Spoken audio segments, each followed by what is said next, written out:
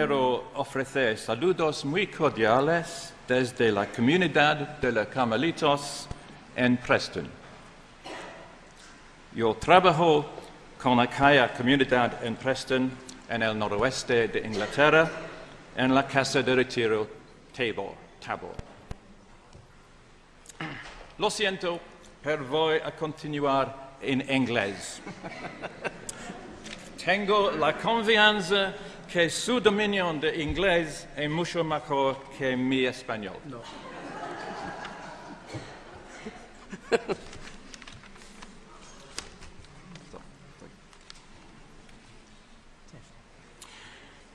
As you will see, my talk today is entitled An Ecumenical Reading of the Life of Saint Teresa.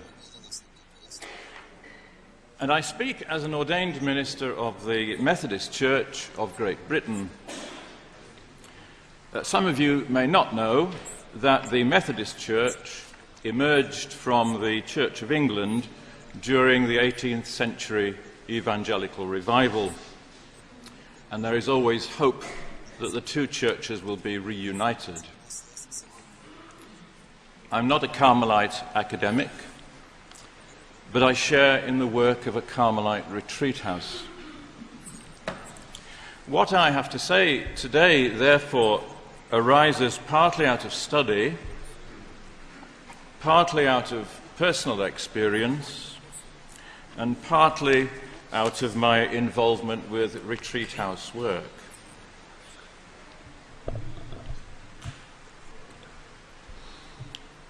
It is therefore of necessity a personal view, and it will have the air more of personal testimony than of scholarship.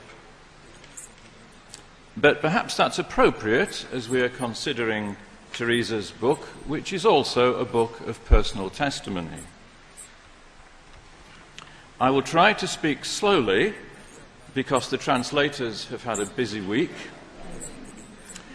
and not at great length, no siempre y siempre, although neither comes naturally to a Methodist preacher. Sometimes, writes Teresa of Avila, I find it a remedy to speak in absurdities. I invite you to picture this, if you will. It is a warm and sultry afternoon. The sun is shining. A fly is buzzing at the window through which the cricket field beckons. 20 drowsy, mainly young, Methodist theological students are struggling to pay attention to the distant voice of a tutor. It is one of a short series on spirituality, a token nod in the direction of Christian spirituality that the 1960s church thought adequate for its prospective ministers. The tutor did his best, but he was on the losing side. What on earth was all this about visions, about locutions, about levitation? If we needed any further evidence that the mystics were of the past, they were of another age, another place, it was this story of what seemed to us to be an archetypal Roman Catholic saint. What concerned us in those days was stopping the South African sports tour, demonstrating against poverty and injustice, nuclear disarmament. Christianity for us was about action and about social involvement, not listening to disembodied voices. Teresa writes about speaking absurdities in the Life 18:3 and of her foolishness of soul. And yes, it seemed like that to us at the time, and it didn't seem to matter very much. So that was the first entry and very swift exit of Teresa of Avila. Of course, in the 1960s church, mysticism was somewhat out of style. Many of the churches of Britain were engaged in an active and practical form of Christian life. My own church, the Methodist Church, was particularly involved in forms of practical action, as I've mentioned, often with a strong political dimension. We had such a reputation for social activity that it was suggested that our patron saint should be St. Vitus. Not only this, there was a common Protestant antipathy to anything that suggested mysticism, as far as we understood what that was, and certain perceptions about what Catholic saints of the Counter-Reformation were really all about. And this was typified in Teresa's case by the renowned Bernini sculpture. There had been Protestant mystics, of course, people like Johann Arndt, the 17th century Lutheran theologian, Jakob Böhme, a German mystic in the Lutheran tradition, who was a shoemaker, George Fox, who was born in the same year that Böhme died, 1624, an English dissenter who was also a shoemaker. He was the founder of the Quakers.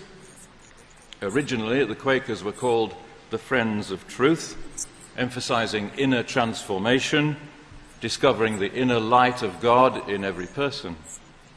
There was William Law, who was a great influence on the early Methodists, and so on. But the Reformation had turned its back on the Catholic institutions that had fostered and nurtured the mystical spirit. Protestant mystics were found as much amongst the laity as in the clergy or religious. And the tone of their writing was more personal, more individualistic, stressing personal enlightenment. But many of them were out of fashion or forgotten by the mid-20th century. The spirit of the times, even in my own tradition, was not conducive to the privileging of subjective religious experience which mysticism implied. In retrospect, that might be somewhat surprising. Personal experience lay at the very heart of the 18th century evangelical revival, of which Methodism had been a part. John Wesley, who is considered to be the founder of Methodism, along, I suppose, with the Holy Spirit, described his own conversion experience as a heart strangely warmed. And although he himself was critical of mysticism, he may have been unfamiliar with its more traditional forms. Wesley seems to have identified mysticism with what was known as quietism, which emphasized a withdrawal from the affairs of the world. And that was all very well for the salons of Paris in the 17th century, where it became fashionable, but it wasn't a form of spirituality which commended itself to John Wesley, nor, I suspect, would it to Teresa of Avila. John Wesley also produced many volumes of what he called a Christian library, which contained edited versions of some of the works that he considered to be Christian classics, including, I was startled to discover, some letters of the 16th century John of Avila, an early temprano de Teresa, y una versión abreviada de la Imitación de Cristo de Tomás de Kempis. La confesión metodista en sus orígenes había sido guiada por una forma profundamente personal de espiritualidad y formas metodistas de devoción expresadas grandemente en sus signos, frecuentemente enfocadas en la experiencia subjetiva. El hecho de que sean considerados como místicos es una cuestión aún abierta al debate, pero ciertamente algunos de los himnos de Charles Wesley podrían ser considerados como tales. Seguramente estas son palabras de un místico. Que todo lo que soy en vos se pierda, que todo lo que soy sea Dios.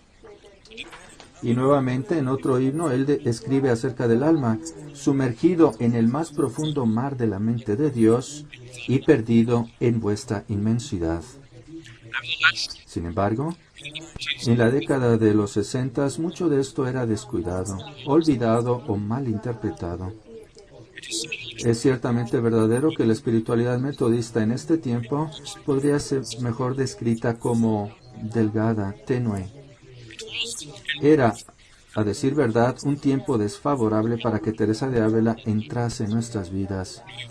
Y no estábamos bien situados para recibir lo que Teresa hubiese podido ofrecer. Pero, al pasar los años, mi propio avance cristiano, la vida, el ministerio, comprensiones, han cambiado. El Espíritu de Dios metió la mano. En el curso de mi ministerio, estaba siendo guiado hacia una espiritualidad más profunda y hacia una nueva comprensión de la oración. Eso se volvió una convicción creciente y más profunda en mí. Lo que rige nuestras vidas cristianas es la calidad de nuestra relación con Dios, nutrida a través de la oración. Esto despertó en mí un nuevo interés en la tradición espiritual cristiana y me encontré, entre otros, con Ignacio de Loyola y tuve la experiencia de los ejercicios ignacianos. Ignacio me abrió para mí una nueva dimensión hacia los conocidos fundamentos wesleyanos de la experiencia bíblica y la experiencia personal. Pero no fue sino hasta que comencé un curso ulterior de estudios académicos, coincidiendo con un periodo de crecimiento espiritual, en el que inicié verdaderamente a escuchar a Teresa nuevamente. Iniciando con el castillo interior y continuando con vida, probablemente el orden inverso equivocado, Teresa volvió a entrar en mi vida, en esta ocasión ya para quedarse. Ella seguía hablando de sus disparatos, desde luego, como ella insiste, pero ahora empezó a cobrar un nuevo tipo de sentido. ¿Cómo es que sucedió esto? ¿Y cómo y por qué Teresa habla ahora como no lo había hecho antes? ¿Por qué? En un estado de avance modesto de mi vida, es que empezó a parecerme significativo. Parece que hay varios aspectos a esto. Y ahora, heme aquí, hablando en un tono bastante personal. Había algo inicialmente en un nivel intelectual. Tenía algo que ver con la aventura del descubrimiento y de un despertar del estímulo del aprendizaje. Nuevamente, después de años con pequeño estímulo intelectual sistemático. Esto estaba unido con mi interés por nuevas interpretaciones de figuras del pasado, especialmente aquellas que previamente habían sido ignoradas por prejuicio confesional. Pero había más de ello que solo una respuesta intelectual. La narración de Teresa de su aventura espiritual abrió efectivamente un avance real para mí en un tiempo cuando había alcanzado un lugar especialmente seco y árido en mi propio peregrinaje. Ella me ayudó a interpretar mi propia experiencia y a tener más introspección y comprensión de las personas con las cuales yo tenía el privilegio de viajar. Mi lectura de ella habló a mi cabeza, sí, pero ella también habló en forma más poderosa a mi corazón y a mi espíritu. ¿Cuáles eran los aspectos de sus escritos que resonaron dentro de mí? Creo que hay varios aspectos. El primero, descendiendo a la tierra, el estar con los pies en la tierra. Junto con la enseñanza espiritual sofisticada y elevada, Teresa muestra un sentido común llano. Esto era algo inesperado. porque con base en mis propias preconcepciones, o mejor dicho, conceptos equivocados acerca de los escritos místicos, tenemos una expresión en inglés que usamos cuando algo nos parece flotando elevadamente arriba en las nubes, no enraizado en la realidad. Decimos que es altamente pomposo. Pero aquí había una narración de la vida espiritual que estaba sólidamente fundada en la realidad de la experiencia humana común. Por ejemplo, el énfasis en el autoconocimiento real y los peligros del autoengaño que yo necesitaba escuchar. Esto del conocimiento propio jamás se ha de dejar, escribe ella en el libro de la vida, capítulo 13, 15.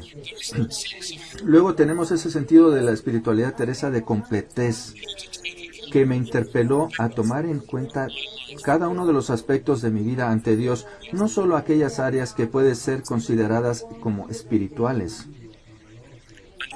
Y desde luego, el énfasis en la humildad ante Dios y ante los otros.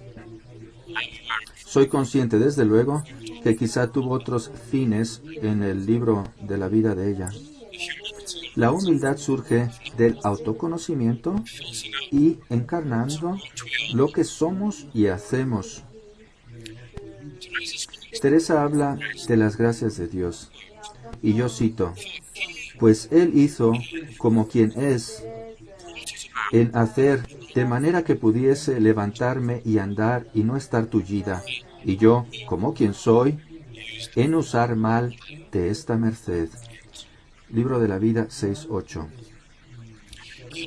Ya había yo llegado a percibir en mi ministerio que la experiencia espiritual de una persona no siempre puede ser trazada en forma muy definida, categorizada y etiquetada, pero al mismo tiempo hay un peligro en la concepción postmoderna que tu historia es tan válida como la mía. ¿Cómo discernimos lo que verdaderamente es la acción e influencia del Dios amoroso que está detrás de Jesús? Un Dios que obra en una gran variedad de formas, algunas de las cuales no parecen en absoluto tener sentido para nosotros. Teresa nos da una pista nueva para comprender y para discernir la presencia y acción de la divinidad de nuestras vidas, lo cual no requiere ni necesita que siempre tenga un sentido lógico. Existe el elemento de la experiencia de la travesía espiritual humana de pura gratuidad, que no puede ser explicada ni tampoco debería. La verdadera respuesta es el agradecimiento. En segundo lugar, la enseñanza de Teresa sobre el itinerario espiritual no era tanto su descripción de la oración como trato de amistad, la cual pocos cristianos objetarían, sino el proceso de crecimiento y la variedad de experiencias que puede abrazar la vida espiritual. En particular, la famosa ilustración de las 4 formas de regar el huerto es una forma muy útil para comprender el progreso en la oración y los tiempos cuando el progreso nos parece negado. También es muy impactante la referencia de Teresa en el libro sobre sus propios momentos de oscuridad, de lucha y desánimo. Ella es asombrosamente franca sobre sus propias dificultades en la oración, extendidas sobre tantos años. Esta enseñanza sobre el lugar de la oscuridad en la vida de oración, tan característica de Teresa y desde luego en San Juan de la Cruz, debe ser uno de los grandes dones de la espiritualidad carmelitana a los peregrinos cristianos de todas las tradiciones. Ciertamente, en mi propia tradición, y posiblemente también entre las iglesias reformadas en general, la experiencia de la sequedad y aridez tendería a ser considerada como signos de nuestra propia falta de esfuerzo o de nuestro propio pecado, que si tan solo nuestras almas o nuestras vidas se pusiesen nuevamente en orden, las cosas volverían a ser normales. John Wesley mismo tuvo dificultades en explicar cuando los cristianos fieles eran lo suficientemente valerosos para dar testimonios a largos periodos de desesperación, pero un católico no se cuestionaría por esto. Teresa misma, en un determinado momento, lo describe como verdadero escardar. Vida 14:9.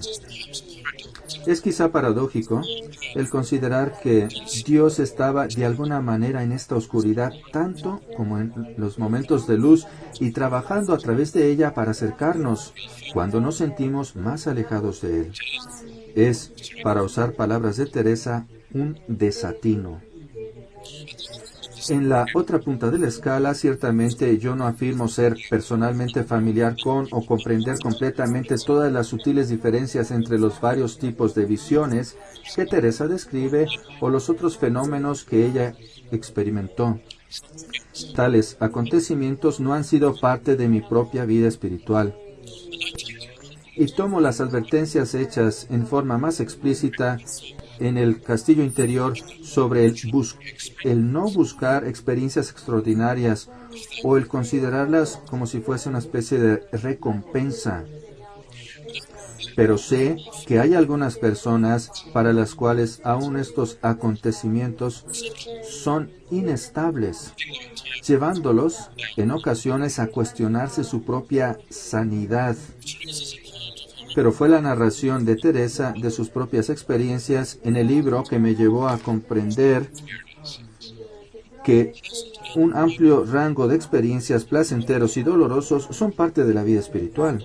En efecto, inclusive se puede decir que las partes oscuras y misteriosas son necesarias, y no solo las que fácilmente pueden ser clasificadas o comprendidas. En tercer lugar, y desprendiéndose de lo anterior, fue un aprecio de la importancia de los tiempos de transición. Teresa afirma claramente, quizá inclusive más en el libro de las moradas que en el libro de la vida, la importancia de los periodos de transición en nuestro movimiento de una etapa en nuestra vida de oración hacia otra. Ella también advierte, a través de las narraciones de su propia experiencia, que estas pueden también estar vinculadas con transiciones de los ciclos de la vida. Ya estaba yo interesado en el desarrollo de nuestra espiritualidad al ir envejeciendo y especialmente en la naturaleza de la espiritualidad en la segunda mitad de la vida.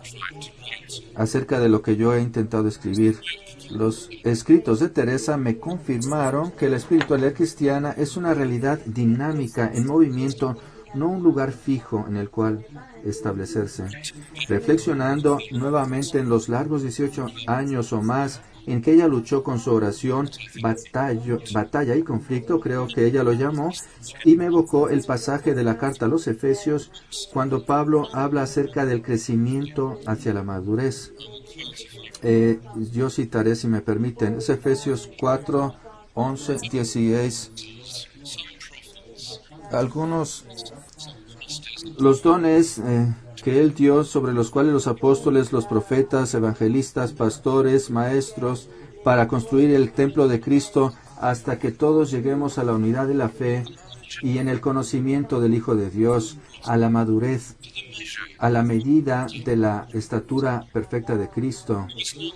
No debemos permanecer como pequeños, tirados de aquí para allá y soplados por todo tipo de vientos de doctrinas, por decepciones, sino hablando la verdad en el amor. Hemos de crecer de toda manera hacia Él, que es la cabeza, hacia Cristo, del cual todo el cuerpo está unido con todos los ligamentos y es equipado mientras cada parte trabaja para promover el crecimiento de todo el cuerpo en el amor.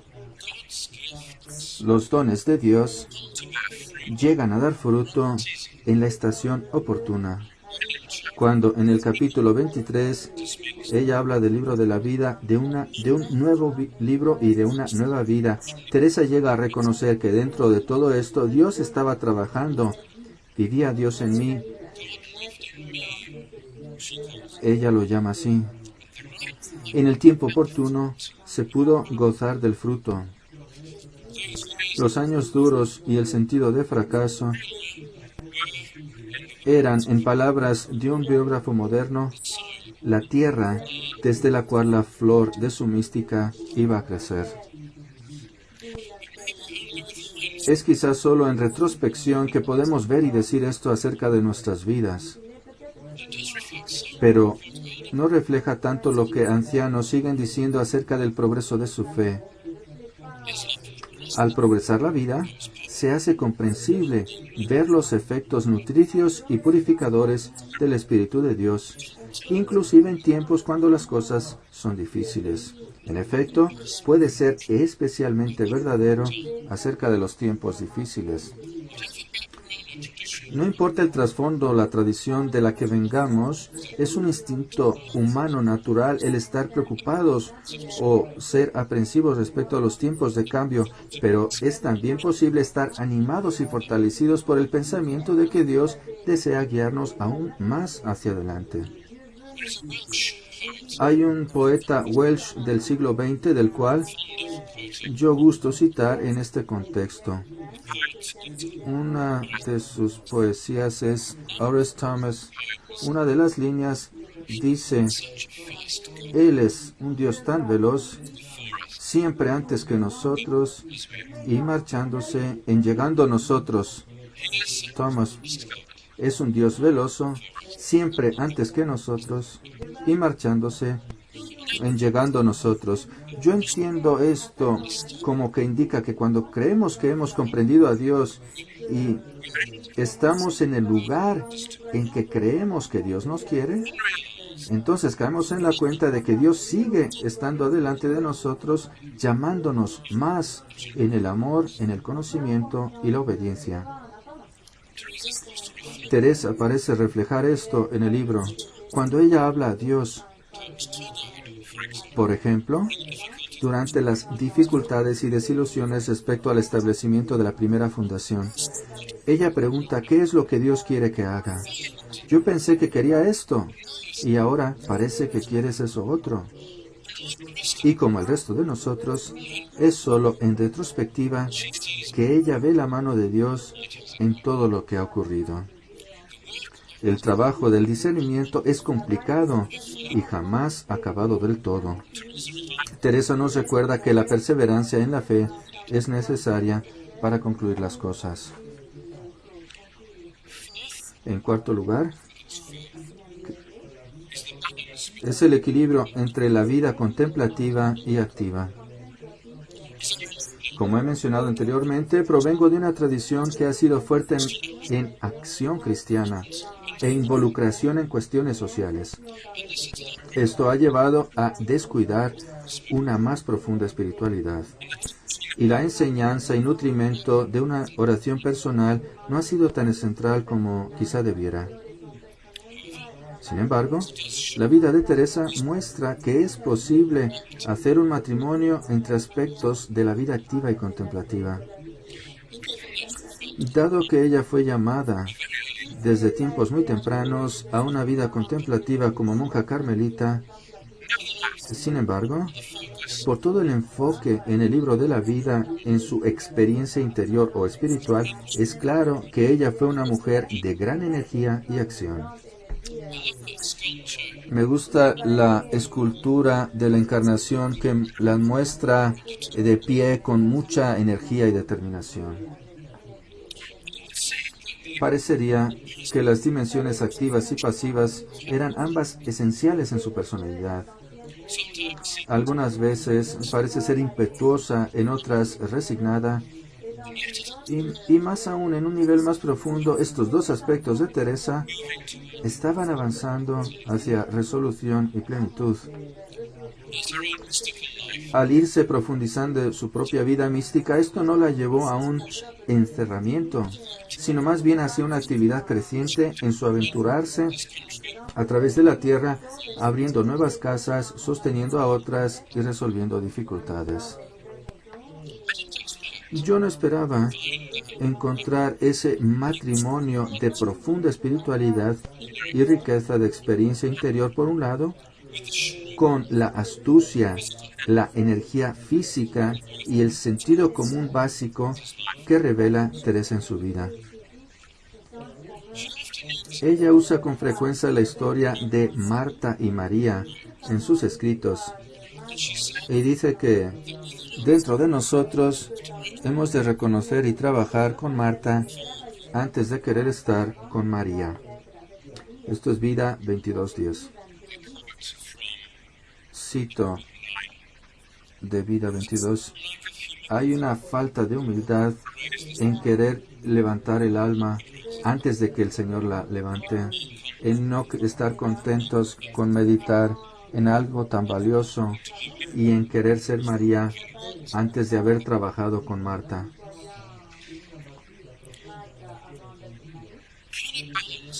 ¿Es posible lograr un equilibrio entre la respuesta cristiana apropiada a los problemas prácticos reales de un mundo necesitado y la necesidad de que esta acción esté enraizada en una madura y profunda relación con Dios en el interior del ser? La vida de Teresa muestra que sí es posible, pero también revela algo del precio, del coste. Periodos de oscuridad, de angustia, de duda, de confusión, son parte de la cual es irrecusable del itinerario cristiano, como lo revela frecuentemente en el libro de la vida. Sin embargo, en una forma que parece paradójico o, para usar sus palabras, un desatino, esto enriquece y profundiza la madurez de la respuesta cristiana. He enfocado los aspectos positivos, iluminaciones, e inclusive me ha asombrado que leyendo el libro de la vida desde una perspectiva económica puede extraer. Y hay otras lecturas posibles, pero desde luego también quedan algunas dificultades. Dejando a un lado las diferencias obvias entre algunas prácticas devocionales católicas y protestantes, hay algunas inconsistencias aparentes alrededor de lo que puede ser un énfasis más fundamentales de la teología católica y protestante. Algunas veces, Teresa escribe como podría escribir cualquier luterano acerca de la gracia inmerecida y gratuita. Y yo cito: entender que no teníamos nada de esto y conocer la largueza de Dios, que a un alma tan pobre y ruin y de ningún merecimiento como la mía, quiso hacerme con más riquezas que yo supiera desear. Vida 10:5.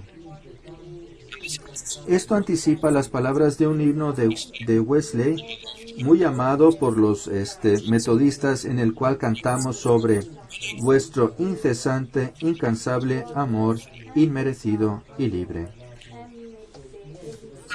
Rowan Williams anota que esto era un punto de vista sobre la gracia mucho más radical de lo que había habido antes. Yo cito: nada en absoluto de nuestra parte puede obligar a Dios a concedernos su favor. Y sin embargo, en otras ocasiones, ella usa un lenguaje de mérito y de recompensa, como cuando habla en el libro de la vida 27:19 acerca de la bienaventurada penitencia que tanto premio había merecido. Y parece en ocasiones que ella está tratando de mantener un vacilante balance. Quizá este es otro aspecto de la percepción de Teresa de lo que ella escribe está siendo examinado en búsqueda de errores, y no es tan accidental como más bien deliberado para tranquilizar a otros de su ortodoxia. En el capítulo 12, Teresa habla nuevamente sobre la virtud y el mérito, y luego añade que incluso lo que nosotros llamamos como nuestra devoción es también parte del don de Dios. Y yo cito, devoción adquirida con el entendimiento en parte, aunque no podía merecer ni ganar, si no la da Dios.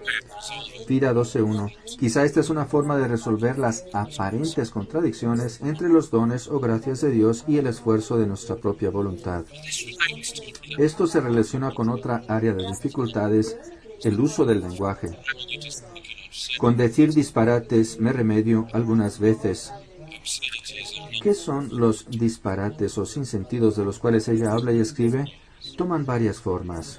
Primero, parece ser una habilidad, incluso un aspecto calculado del deseo de Teresa de que sus escritos obtengan la aprobación de la Iglesia y de esa manera puedan ser accesibles para otros, en primera instancia para sus hermanas.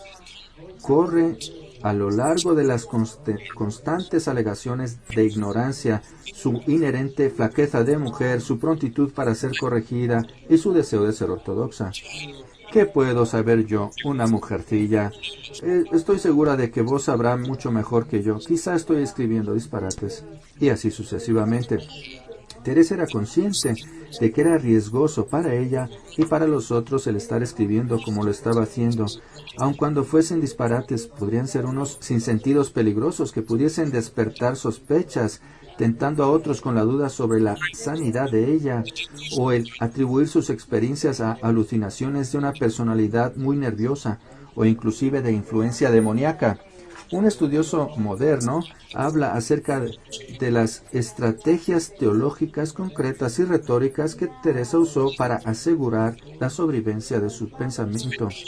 Así que en parte, lo que ella llama sin sentido es concebido como un recurso retórico. Todo esto os parecerá cosas sin valor, es lo que parece estar queriendo decir.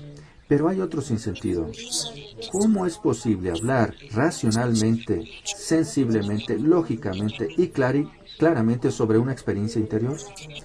¿Cómo puede una persona describir las actividades de Dios en el alma, fuertemente muy vivas en movimiento, en ocasiones desestabilizadoras, y no ser ampliamente incomprendida? Hay un himno atribuido a Bernardo de Claraval que inicia en inglés: «Oh sagrada cabeza herida fuertemente», y un verso pregunta: «¿Qué lenguaje debo pedir prestado para alabaros, celestial amigo?». Es una pregunta pertinente. Cuando estamos intentando ponerle palabras a cosas que van más allá del rango normal de lo sensorial, el lenguaje se tensa hacia límites grandes e inclusive entonces sigue siendo inadecuado. A pesar de sus propias habilidades, inclusive Teresa trabaja sobre las distintas visiones, a veces contradicciones y aparentes sinsentidos. Para cualquier persona que no tenga ninguna inclinación hacia tales experiencias, que no espera nada de la acción de Dios profunda en el alma, y para aquellos somnolientos estudiantes de teología metodista, es simplemente sin sentido. ¿Cómo puede ser de otra manera? Por claro que yo quiera decir estas cosas de oración, escribe Teresa, sería bien oscuro para quien no tuviera experiencia. Vida 10.9. Todos los grandes escritores de espiritualidad han luchado por relacionar el núcleo de su experiencia de Dios, desde la propia poca valorada descripción de John Wesley sobre su experiencia de conversión como un corazón extrañamente calentado, a la locución divina de Agustín pidiéndole a través del canto de un himno: «Toma y lee». Otro, como Juan de la Cruz, comprendieron que la prosa no puede contener completamente esta experiencia, pero la poesía quizás sí. ¿Y qué es la poesía sino palabras que a primera vista parecen no hacer sentido?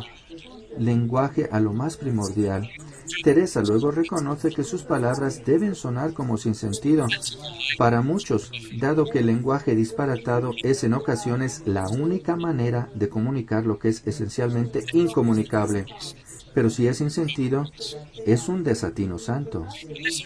Esto también ilumina otro aspecto, en ocasiones intrigante y que lleva a malas interpretaciones del libro.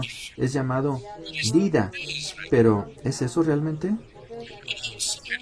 Un oyente externo que se encuentra con el escrito por primera vez podría estar esperando una autobiografía en sentido moderno, una narración de acontecimientos externos y circunstancias de la vida de una persona. Aunque elementos de esos están por supuesto presentes, es mucho más que solo eso. O quizá en lugar de decir mucho más, hemos de decir es otra cosa. Es también obvio de otras cosas que conocemos de Teresa de Ávila, que cubre solo los primeros 47 años de su vida. Faltaban por venir 20 años más activos, controvertidos y aventureros. Entre más envejece, más viaja, se quejaba Julián de Ávila. Soy consciente que el libro de la vida no es el título que da Teresa. Ella se refiere a él simplemente como mi libro. Y si ella misma le dio un título, es el libro de las misericordias del Señor. Tiene mucho en común con otros escritos espirituales medievales y de la época moderna antigua, como el libro del siglo XIV del inglés, libro de Margie Kempe, o el libro de Santa Ángela de Foligno, que Teresa probablemente conoció. Es quizá mejor afrontado no como una narración del tipo lineal de los acontecimientos externos de la vida ordinaria o del desarrollo interior de una vida espiritual. En efecto, al menos un estudioso sugiere que podría ser bastante mal comprendido el leerlo como autobiografía. En efecto, uno dice que si lo lees como una autobiografía, lo deshabilitas como texto religioso. Es más literatura de testimonio personal que contiene una variedad de finalidades, desde el sostenimiento de su ortodoxia, consuelo e instrucción sencilla, pasando por prevenciones, confirmaciones e incluyendo intentos de descripción de las más interiores e íntimas experiencias y relaciones personales con Dios. No es de maravillar que el lenguaje sea estirado hasta sus límites y surjan aparentes inconsistencias. Es el tipo de literatura que no debe ser juzgada por criterios convencionales. Quizá los escritos de Teresa deberían ser juzgados no solo en términos enteramente teológicos o psicológicos. Ella está intentando relacionar un profundo proceso interior. Es una narrativa espiritual más que un trabajo de pensamiento sistemático y debe ser juzgado en sí. Es algo que funciona, si es que toca algunas campanas de nuestra propia experiencia, más que si es un discurso siempre consistente. Después de todo, si tuviésemos que escribir nuestras propias experiencias, nuestro propio itinerario espiritual, corren el riesgo de carecer de sentido para alguna otra persona y no desearíamos que fuesen sujetos a demasiado escrutinio psicológico. Edith Stein, en leyendo el libro de la vida, proclamó: esta es la verdad. Creo que eso debe ser el que leyó por primera vez este libro y posteriormente, al volver a leerlo, comenzó a hacer resonancias en mí.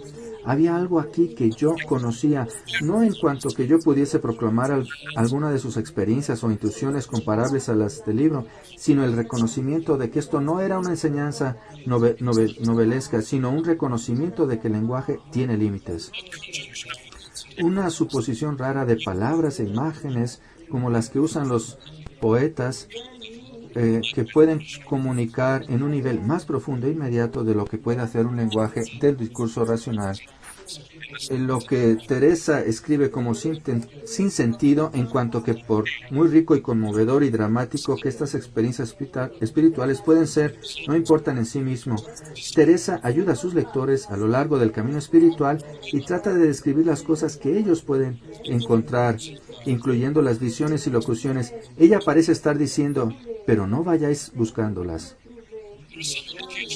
Hay algunas indicaciones de que Teresa misma no siempre disfrutó de esos episodios y algunas veces lo asintió como un peso, pero si llegan, son un don de Dios, no logros nuestros. Si no llegan, es porque Dios elige no concedernos, no es el resultado de nuestro propio fracaso.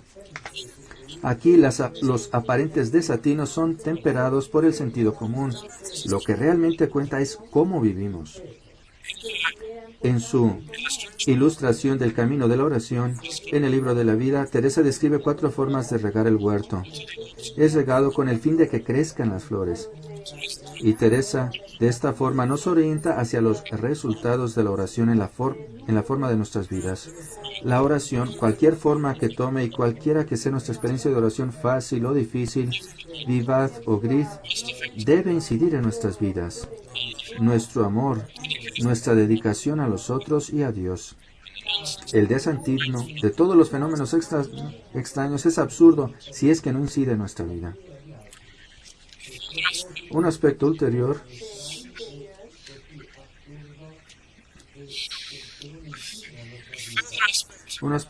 que yo no había esperado que fuese el más completo y dibujo más redondeado de Teresa, que surge de mi estudio de los intérpretes modernos. Aquí no había una santa emplastada, como decimos en inglés, para indicar dimensionalmente persona santa, con pocos atributos o defectos personales verdaderamente humanos. Yo vi una diferencia comenzando a surgir entre las dos Teresas. Existe la santa reverenciada, la mística que parece tan lejana e irrelevante para todos esos años anteriores, e inclusive puede seguir presente en algunas interpretaciones. Luego existe la Teresa de Ávila, mujer, una con los pies en la tierra, animosa, determinada, reformadora dedicada, una maestra con tablas y guía espiritual, una persona con una introspección psicológica aguda y comprensiva. Como un comentador lo dice, la Teresa canonizada tenía poco semejanza con la Teresa que escribió los libros, que debatió con los teólogos y consejeros y mujeres también. Estudiosas femeninas la reviven como una mujer de su tiempo y contra su tiempo. Una mujer cuyos esfuerzos por responder a la llamada interior de Dios pudieron verse inmersos y frustrados por el rol de la mujer en la España del medievo tardío, la sospecha por los movimientos espirituales de las mujeres y todo lo que sabemos de las vidas y aspiraciones de las mujeres religiosas del siglo XVI español, gracias a los trabajos de Alcuin, Weber, Billincoff y otros. Esto ha sido iluminador y de ayuda para la comprensión de la persona entera de Teresa. Aunque se han realizado esfuerzos para hacerla una figura del siglo XVI protofeminista que podrían estirar la evidencia de alguna forma, sin embargo, no hay duda que ella sirve como un estímulo para muchas mujeres de hoy en día que luchan para hacer su contribución en la Iglesia. Un biógrafo moderno, Shirley Dubuley, lo presenta muy bien. Teresa no salió a la reforma de la posición de la mujer, pero al vivir su propia personalidad, al aceptar y utilizar la combinación racional de ambos elementos masculinos y femeninos en su naturaleza, ella cambió la percepción de los hombres sobre la mujer y la percepción de las mujeres mismas. Cambió la percepción de los hombres sobre la mujer y de las mujeres mismas. Por razones obvias, las carmelitas tienen un interés propietario en Teresa de Ávila, pero vuestro ha sido y aún es una responsabilidad de custodia, de una forma de experimentar y describir el viaje interior del discípulo cristiano. No es necesariamente una señal distintiva para otros, sino un estímulo para aquellos, como yo mismo, de otras tradiciones que intentan seguir la voz de Dios, pero luchan por explicar y comprender los caminos de Dios con nosotros.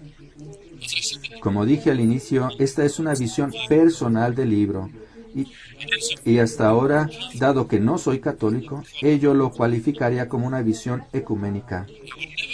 Jamás pretendería hablar en nombre de otros. Pero sí creo que el redescubrimiento de Teresa de Ávila y de sus escritos sería un verdadero estímulo para todos aquellos de cualquier denominación cristiana o tradición que están intentando recorrer el camino espiritual. Y aquellos que encuentran dificultad y durezas a lo largo del camino, eso seríamos la mayoría de nosotros, ella es una verdadera consolación y confirmación a nuestro ingreso en territorios inseguros. Para mí, ha habido un largo itinerario. Desde mis orígenes en la Iglesia Metodista del norte de Inglaterra, pasando por el trabajo ministerial ordinario en iglesias locales a lo largo del país, a trabajar en un equipo de una casa de retiros carmelitana, y he de añadir, muy inesperadamente viniendo aquí a este congreso en Ávila, en una tierra con vistas más amplias y nuevas perspectivas, podríamos decir. Ciertamente que no me desligo ni descuento mi herencia metodista. Ha sido crucial para mi fe y formación. Pero ahora la veo dentro de un contexto de tradición cristiana más amplio del cual todos somos herederos, todos somos beneficiarios. En particular, mi segunda introducción a Teresa, mucho más significativa que la primera, me llevó a ver mucho más de lo que yo había esperado. Una persona real. Una mujer quien, como una comentadora distinguida lo describía, fue algunas veces torturada, algunas veces exaltada, siempre humana. Es un itinerario que confío continuará mientras escucho, aprendo y crezco. Es una costumbre en mi tradición iniciar con un texto bíblico. Hoy terminaré con uno de 1 Corintios. Dado que los insentidos de Dios son más sabios que la sabiduría humana y la debilidad de Dios es más fuerte que la fuerza humana.